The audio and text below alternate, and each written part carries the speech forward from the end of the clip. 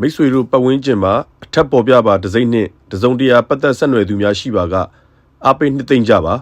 လှောင်ပြောင်ခြင်းမပြုကြပါနှင့်ကဲအတီးခံရမယ်မှမသိခင်တော့ပြုံးပျော်ပြီးတော့နော်ဗာလဲလူစုံထုတ်ပြီလားလူစုံထုတ်တော့လူစုံတီးခံရတာပေါ့ဟိုတစ်ဘက်ကနိုဘူးကိုတောက်ပြီးသွားပြီနော်ဘာဖြစ်တယ်ချန်ပီယံဖြစ်မဲ့အသင်းအဆင့်1ကဟလားအေးအဆင့်1ဆိုတကိုးပို့သွင်းကွာ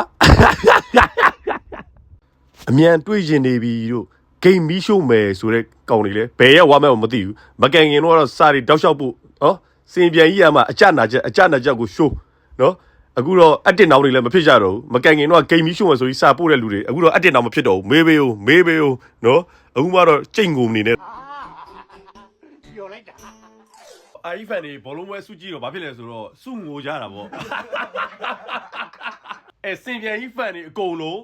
လုံးဝသူတို့အင်တာနက်တွေအကုန်ပိတ်သွားပြီနော်သူတို့တွေလုံးဝအင်တာနက်ပြတ်တောက်မှုဖြစ်သွားပြီဘူးလီလေးကွာအလူပြောနေတာဒီပဲရည်ချင်တာဘာမှမလုပ်ရည်ပဲရည်ချင်တာဟိုဒီနေ့ဟိုမနက်မိုးလေးအထိမိတ်ပဲထိုင်ကြီးမယ်ကွာ